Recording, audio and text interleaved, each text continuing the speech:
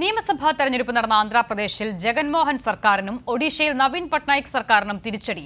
ആന്ധ്രാപ്രദേശിൽ ചന്ദ്രബാബു നായിഡു നയിക്കുന്ന ടിഡിപിയുടെ നേതൃത്വത്തിൽ എൻഡിഎ മുന്നണി വിജയമുറപ്പിച്ചു.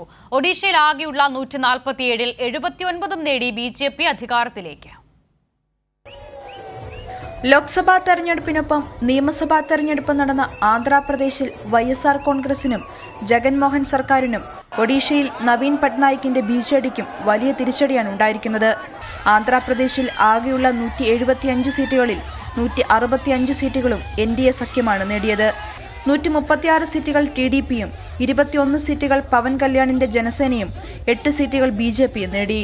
10 സീറ്റുകളിലേക്ക് ഭരണകക്ഷിയായ വൈഎസ്ആർ കോൺഗ്രസ് ഒതുങ്ങി. 2019-ൽ 151 സീറ്റുകൾ നേടിയാണ് വൈഎസ്ആർ കോൺഗ്രസ് അധികാരത്തിലെത്തിയത്.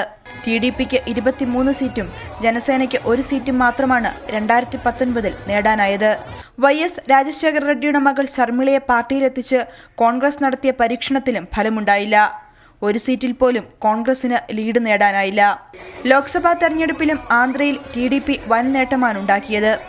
ഒഡീഷയിൽ നവീൻ പട്നായിക് യുഗത്തിന് അന്ത്യം കുറിച്ചുകൊണ്ട് ബിജെപി വിജയമുറപ്പിച്ചു. ആകെയുള്ള 147 സീറ്റിൽ 80 സീറ്റും ബിജെപി നേടിയപ്പോൾ 49 സീറ്റ് മാത്രമാണ് ബിജെഡിക്ക് സ്വന്തമാക്കാനായത്. 14 സീറ്റ് കോൺഗ്രസും 1 സീറ്റ് സിപിഐഎമ്മും നേടി. ലോക്സഭാ തെരഞ്ഞെടുപ്പിലും ഒഡീഷയിൽ ബിജെപിക്കാണ് നേട്ടം. കൈരളി ന്യൂസ്, ദില്ലി.